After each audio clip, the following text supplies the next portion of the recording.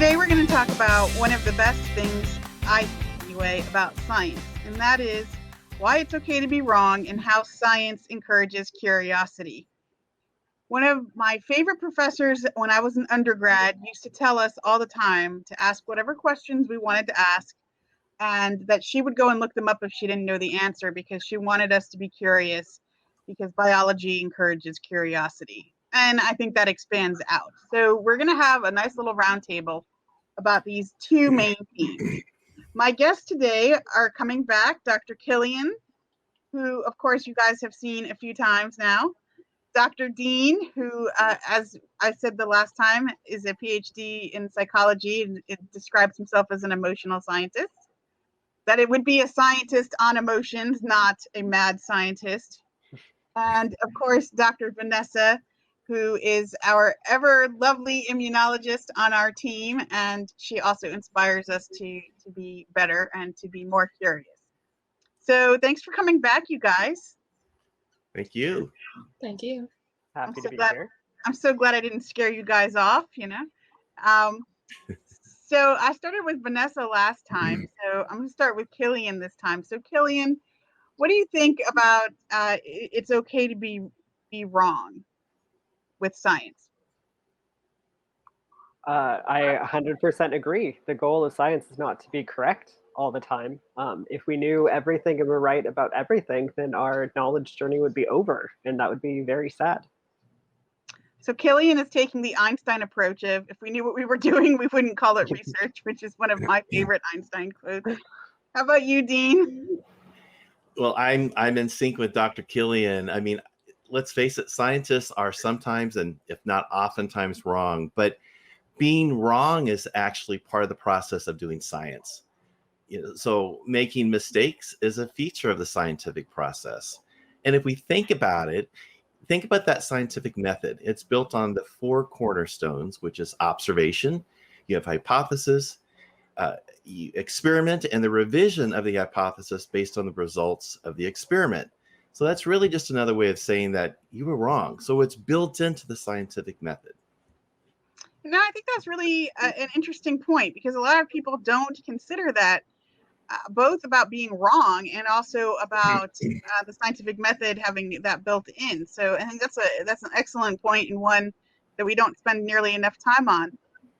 Vanessa, do you have any additional thoughts or any examples you want to throw out about where it was okay to be wrong? No, I think my colleague said it very, very well. I love the idea that it is built into the scientific process that you can be wrong and it's okay. So I think what's interesting about this is, you know, as of the taping of this program, the CDC has again issued new guidance about mask wearing, and I think it's been very interesting as we were talking the last session about having the scientific debate in public and how the science evolves.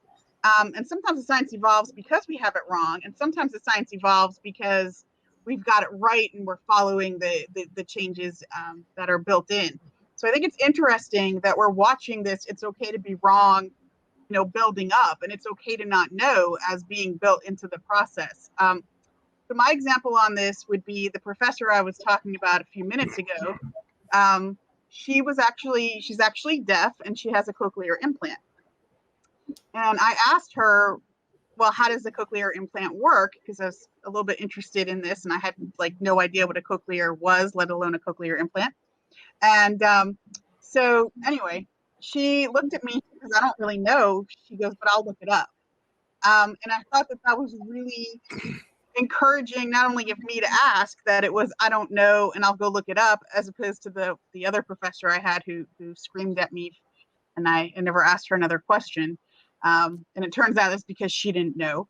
But I thought that was also a very interesting philosophy in terms of the science and like, well, I don't know, but I'll go look into that. I don't know if I have a really great example of failures in science because, you know, as you all know, and people at home may or may not know this, but as you guys know, it's much more difficult to get a negative correlation study published because people are worried about funding. So there is this bias towards only publish what's right quote unquote right. Except of course when we get it wrong. And I think the biggest example of that would be that autism study with vaccines that the Lancet published and then had to retract, and it still haunts all of us, to this day. Killian, you and I had a really interesting conversation a while back about how it's okay to be wrong in terms of having the answer, but it's not okay to be wrong in terms of what you do. Want to expound on that? Yes, but first, can I confirm with the correlations that you're talking about a negative statistical result and not a negative relationship in a correlation? Of course you can. Okay, so explain that a little bit for people, because most people are probably going to be like, what are these people talking about? And don't forget that correlation does not equal causation. Never. It never, ever, ever does. So a correlation study is when you're just looking at a relationship between two variables. The one Dr. Rebecca was talking about was between autistic traits and vaccines, but it can be between anything. Height and weight is usually a good one because the relationship between them is really strong. So on a correlation, you're going to have a line, and usually it's a straight line. It's usually, but not always, called a linear correlation. So you might have a line that looks like this. Mm-hmm. Or you might have a line that looks like this. Sorry. Okay, these different directions are there because either the two variables you're studying increase together, or as one gets bigger, the other gets smaller. So if they increase together, we call it a positive relationship. If one increases and the other decreases, we call it a negative relationship. Tied in with that is always a test on whether it's a reliable relationship or not in terms of statistics. And if it's not, we call it a negative or a null finding. Thank you, Killian. And do you want to explain a little bit about why that's difficult and then go into the question that I asked you? Why? Which part is difficult? Why it's difficult to publish those studies. So if you do a really great science experiment and you do statistics on it, and your statistics find that they are null, you have not found a statistically significant relationship, it's incredibly difficult, if not impossible, to get that published. Because the assumption is always that if you did the study right and there is a relationship there, you'll have a positive statistical result. So if you have a null result, we don't know why. It's really hard to convince peer-reviewed literature that a null result is in fact because there's no relationship between the variables. Yeah, peer-reviewed literature, that's a whole nother show. I don't think we're going to do that this time out. But that's a whole show by itself with all of those little fun things. And I don't think I want to do one in this grouping, but it might be good to explore sometime so people actually understand like how the research works. So as I was saying, so you and I were talking about why, like, that it's okay to be wrong in terms of having the answer, but not in terms of doing the wrong thing. Okay, so science for science sake is not always a good thing. You can have a study that might do more harm than good. So if that is the type of research that's being done, then you're doing the wrong thing. There was a recent article that was published on gender in science, and what the study found was that women who have male supervisors were more successful in the field. The study was sound in terms of statistics and how it was put together, but it was not acceptable because the findings and the interpretation would do more harm than good. Yeah, I think I read that study. I think it was retracted though. The journal eventually retracted it because of pushback from the community. So that's an example of maybe they were right in their methods, but they were wrong in the goal that they were pursuing and the reason they were asking the question. And they didn't stop to ask, what are we gaining with this knowledge? Yes. Vanessa, what do you think in terms of you're in immunology, and we don't really talk enough about immunology. So not that I'm ignoring Dean over there, but I think immunology is something a lot of people don't understand and they don't really get a lot of exposure to. So what do you think about curiosity and being wrong when it comes to immunology? So I think that there's a lot of curiosity actually right now about immunology with COVID, interestingly enough. So, vaccine technology, it all really stems from immunology and the immune system. So right now there's a lot out there. Um, I have an interesting example, maybe that I can lean more towards Killian's study to discuss that I was actually talking with somebody about, and it's a little bit more psychology and marketing, marketing, which is very scientific because a lot of it is based on behavior patterns and psychology. So, I was speaking with somebody who is studying the increase in lipstick sales, and they were trying to differentiate whether or not the increase that they were seeing in several of their stores in lip gloss and lipstick sales was because people are now on camera all the time. But then the question came about, is it that just because people are wearing masks all the time, a lot of stores have, sales on their lipsticks, so maybe it's just the price difference. So they were trying to differentiate between whether or not the changes in lipstick sales is really due to, you know, a lot of sales because of the masks, or is it because a lot of people are on camera? And so, because prices went down while people were on camera, it was very difficult to differentiate. And so, perhaps like the study that Killian is talking about, perhaps females that have male supervisors, they have stronger careers, is because, in traditional patriarchal society, those bosses had more connections, and so they were able to bring their subordinates up. But the study has to go on, right? So sometimes you have a finding, but there's so many different variables that could impact it. What you can say is that this is just a solid fact. You have to really look for all of the different variables everywhere, and I think a really good example is that marketing study or that behavior pattern study. Like, is it the camera, or is it that, when people started wearing masks, these companies were like, oh, no one's going to buy my lip gloss, so we're cutting prices. So it's just interesting. But I think the key thing about science is really being able to ask the next question. So if you have a finding, whether or not it's controversial, I wouldn't say you shouldn't publish it. I don't know if retracting that study that Killian found is the right thing. I think more it is asking the next question and building on it. It's when you get excited and you're like, oh, this is law because it's such an exciting finding, and then you're like, well, you stop asking the question. That's when I think the problem comes, is that, all right, we stopped asking the next question. So are there variables that we're not seeing? Are there variables that we're missing? What's the next step? So, it's always that continuous learning that I think is really important. I think that's true. And I think it's interesting to me.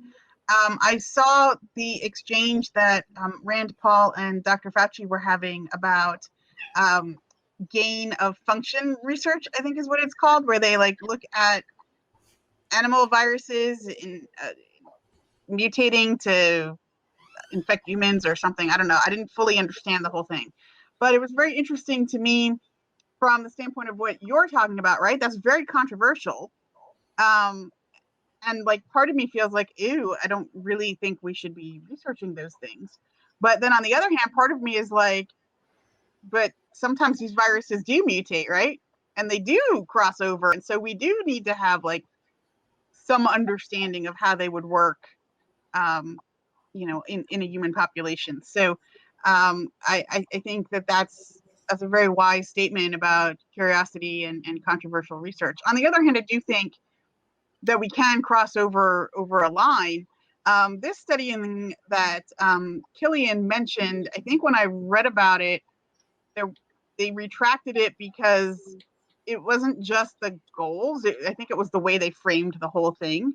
But we'll go back to him in a minute about that. But I want to bring Dean into our little conversation here. So Dean, you have any thoughts about what we've been talking about, including this study and Killian's talking about? Well, I don't have any specific comments regarding the study, but in terms of curiosity, coming from the behavioral sciences, naturally, I'm incredibly curious about curiosity as a concept. But pulling back a little bit from more of a general perspective, I think that we, as our species, we as people, we're hardwired for curiosity. So I think it's one of the most important qualities for scientists. I think all of us, no doubt, would would agree with that statement. It simply helps us to better understand the world around us through questions like Dr. Vanessa was talking about, through questioning and I might add, wondering why.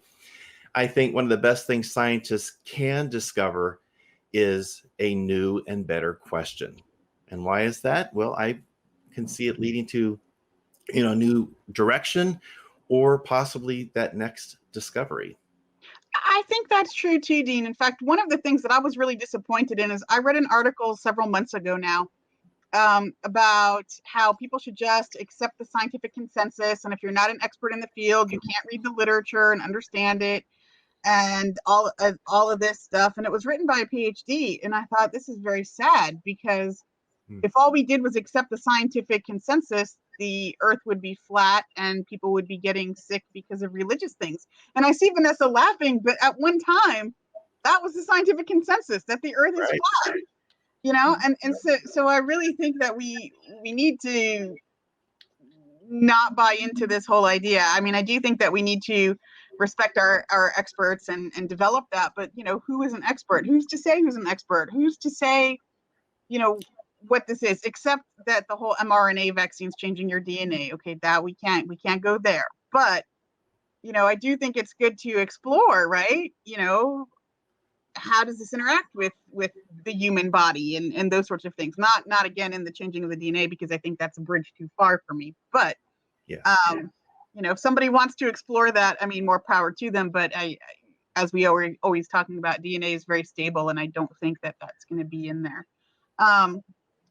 So to Vanessa's point about the study, Killian, I don't know, my experience has been very difficult in working with other women in a number of capacities, including management, though I am on a team right now where I have women management and they're great.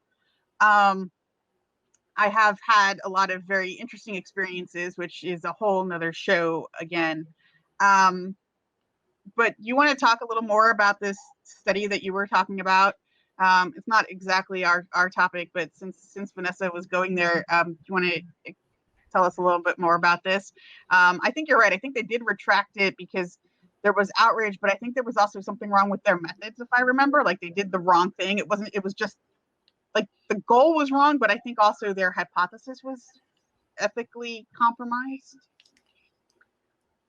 So I don't want to get into details about that particular study. What I will say is, asking the question, like having curiosity to yourself, is not a bad thing.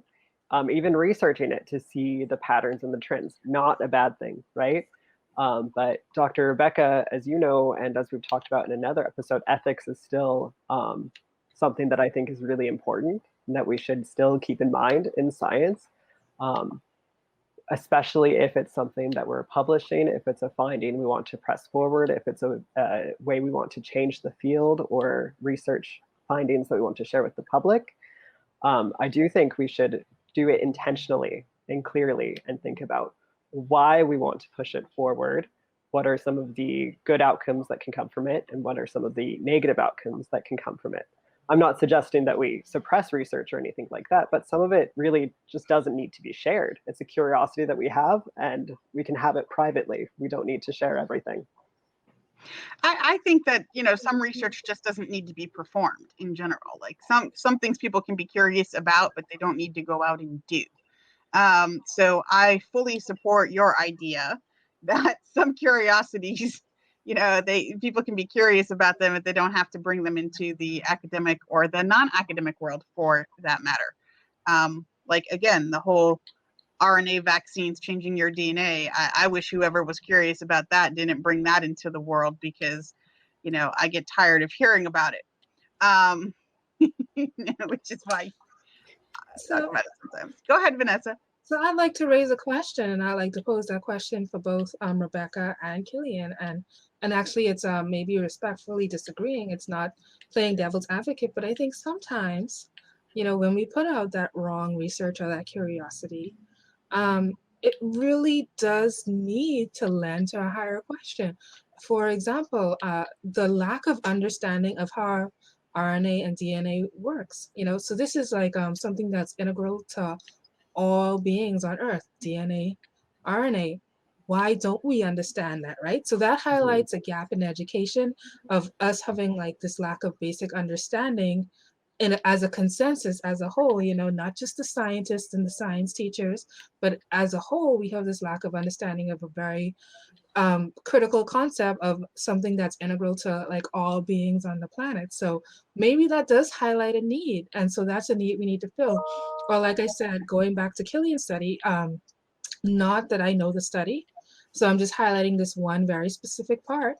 Maybe males in, back whenever the study was done, had more connections and they were able to bring their subordinates up. But nobody asked the question to look into why this is happening. What they just said is women should have male bosses. And so that's probably why the study got pulled, because it turned into a controversial statement. So I think sometimes there's a deficiency. And so, it's really not really saying that the data is wrong or the science is wrong. It's just making an outright conclusion, because we need to understand sometimes where those deficiencies come from. Like we need to educate people on DNA and RNA, because it's something that every living being consists of. So people should understand the basics of DNA and RNA. I feel as a scientist, like that shows that, we need to start educating people. So I kind of respectfully disagree. Like I know it's more of an irritation, right? That people constantly come to you with like this wrong information.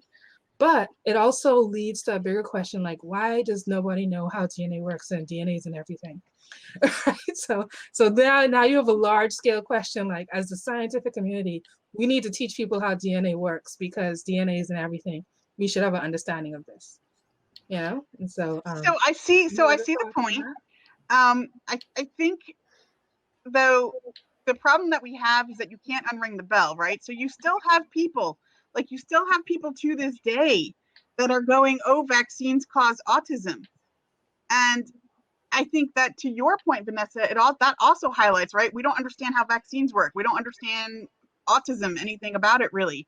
And I think, to your point, that does highlight a gap, and that does highlight a really good research area.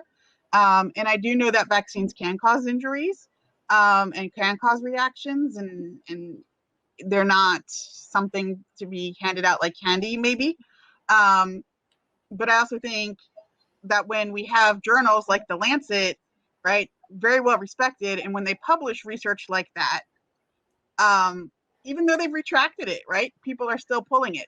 The study that Killian was mentioning, like people are still going to say women should have male supervisors. I happen to agree with that conclusion for a lot of reasons that I'm not going to get into because this isn't the show. But I do think that we have to be very careful, because you're going to have a segment of that population, right? And like Dean was talking about, I think it was last time we were talking, right, about from the behavioral science end, when people like they latch on to this RNA DNA thing, for example, or the vaccines cause autism, and they're entrenched in that and they can't move forward. I do think that can be an issue. I mean, obviously the same thing happened with the Earth being flat, right? You had the Earth is flat, and then you had other people that became entrenched that it's round, and then now here we are where it's round. So we do have that evolution on things. But I also think that can be an issue depending on how you're conducting the research and disseminating it. Killian, thoughts? Yeah, I think we're actually talking at two different levels of science right now. So I think one is really finding knowledge gaps and knowledge education, which I think is crucial. And the other, I think, is how scientists conduct themselves, which goes back to questions and curiosity, right? So not only should we be comfortable with being wrong, but we should also be comfortable with questioning our own findings and everyone else's, and bringing up alternative hypotheses, alternative interpretations, right? So I think those are kind of the two different things that we're talking about together right now. I think that's true. And I think it's really interesting, actually, the way Vanessa had linked those together. And I think that is definitely something that, as a scientific community, we should explore. Dean, what do you think? Yeah, Dr. Killian made a statement that I kind of rang a bell to me. And I think it's very important that we as scientists, that we get closer to the objective truth. In other words, you have to be able to say to yourself that, I may be wrong. And, you know, there's different types of truths, like there's different ways of knowing. There's personal truths, which an example of that comes to my mind would be like Jesus Christ is my personal savior. That may be one's personal truth, but in science, an objective truth, maybe like Newton's law of gravity as an example. But I think it's very important that we get back to the focus on objective truths. So, Dean, I have a college friend who actually is now a pastor.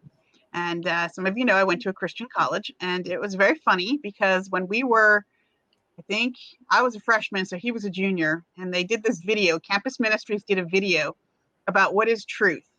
And it was kind of foreign to many of us because some of us don't speak that way to each other. Like we don't show up to class and go, have you found truth, you know?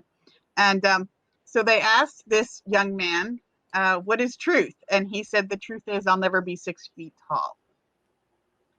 And this is very funny on the one level. It's very comical, but on the other level, like you're talking about, that's objective truth, right? The truth is he'll never be 6 feet tall. Right. So I would like to open the floor now for everybody to do final thoughts if you have any final thoughts. So let me know if you want to start. Vanessa's nodding, so I don't know, Vanessa, you want to go with final thoughts?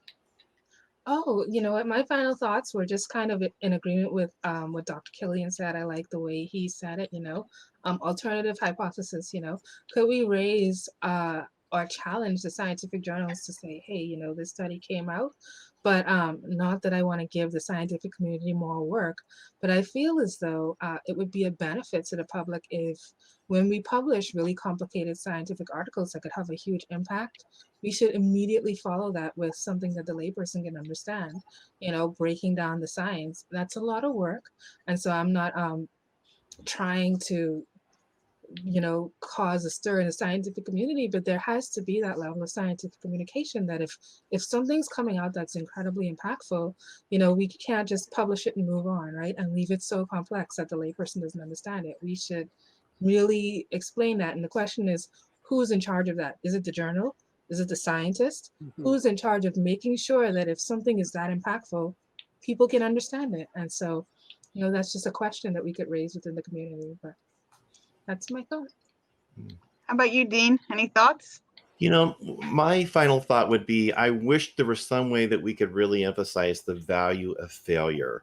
And I think most of us probably have experienced in the educational setting, it was encouraged to fail, right? You wanted the highest grades and you had to get the most accurate answer for the test. But I think it's important to emphasize the value of failure. And it suggests that you need to go back and just rethink things, rethink your premise or your hypothesis.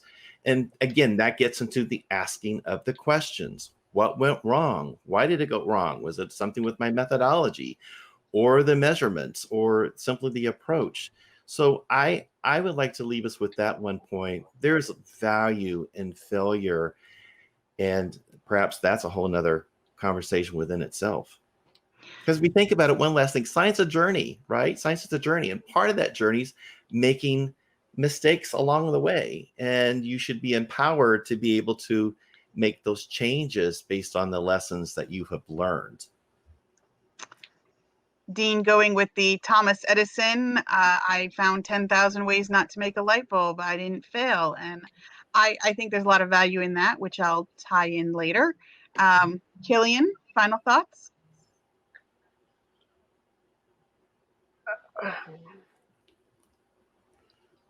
Yeah, so I think there's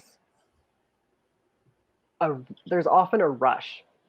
It feels like there is a rush to close off a project, get it done, and move on as fast as possible. And I think because of that rush, maybe people aren't willing to try again to get a better result. Maybe they're not willing to pursue something until they, as Dean is saying, fail and fail and fail, and then finally get it right.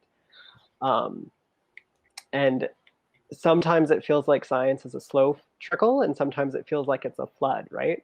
So I think as part of that, taking a step back and the time to consider scientific research and findings as scientists and as people who are interested in science is really key.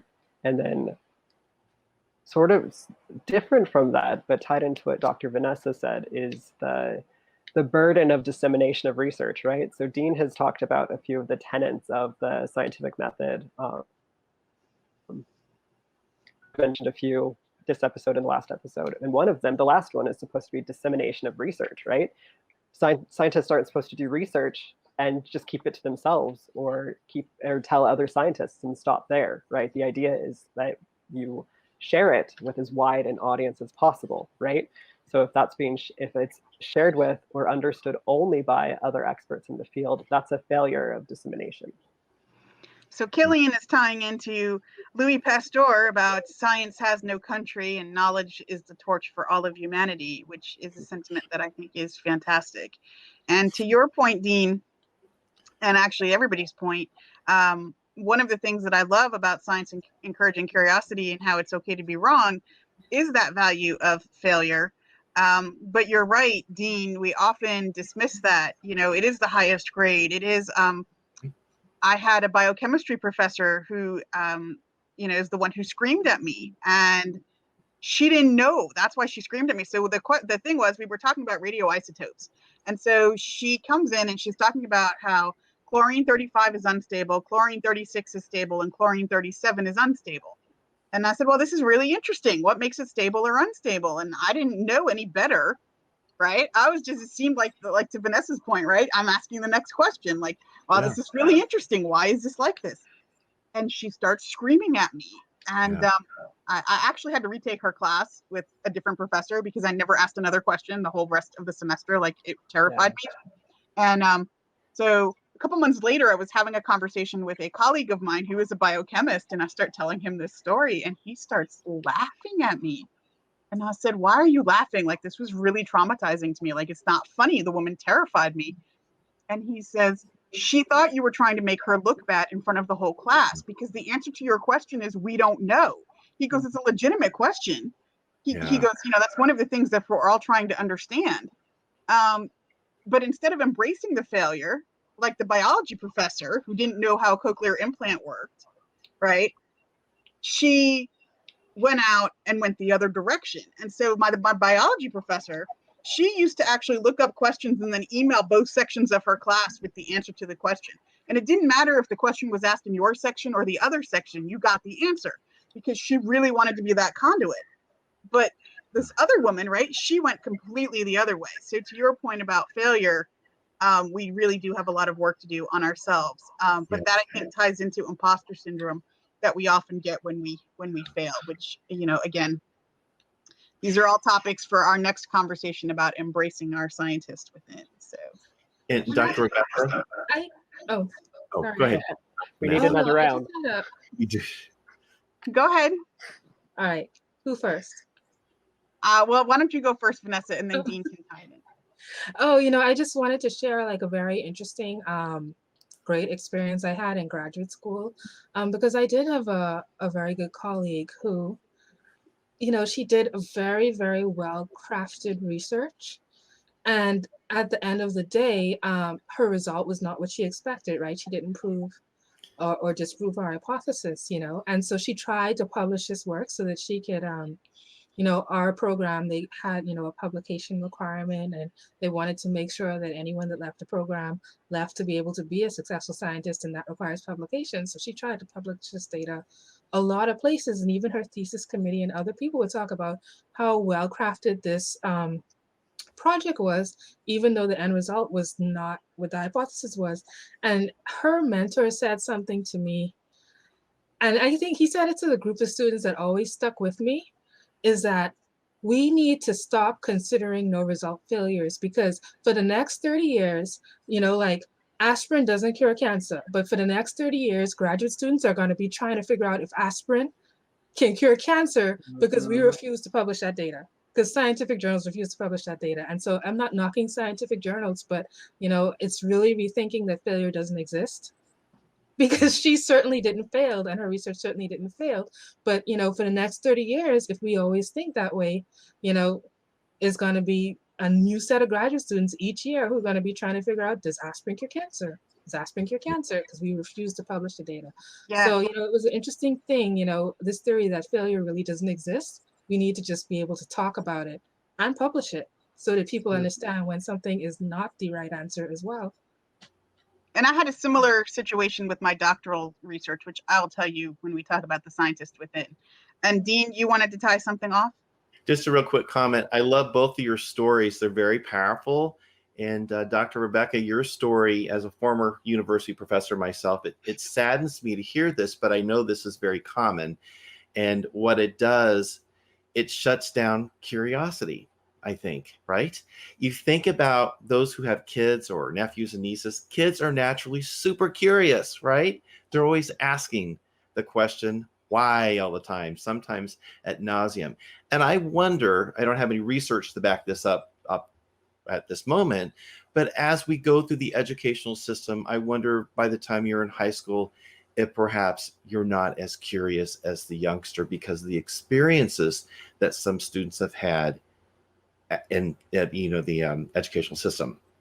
If you had a bad instructor or someone that would shut you down because you ask a lot of questions, over time, I think that does affect a student's perhaps their performance, certainly their engagement. So I think these are questions that we still obviously need to explore. And I'm all about people asking questions. And as one last comment here regarding when I was teaching at the university, the one thing that stuck with me is I knew there was so much I did not know. And let's face it, professors have big egos. But I was really honest with my students, and that goes back to intellectual humility. I would always say, that is a great question. I just don't know.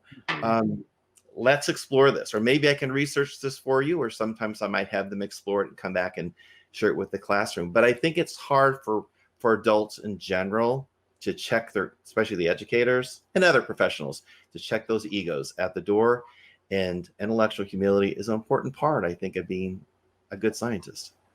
And I think that's an important part of being wrong, and also the intellectual curiosity. And I would agree with you, Dean, that it affects both student performance and engagement, because if you're not engaged, your performance also drops.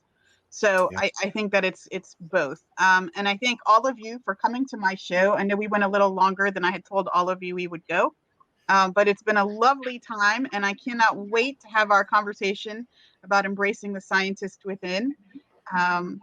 And I'm just so excited to be having you guys on this journey with me. So thank you so much for coming along for the ride. Thanks for inviting us. Thank you. Thanks, Rebecca.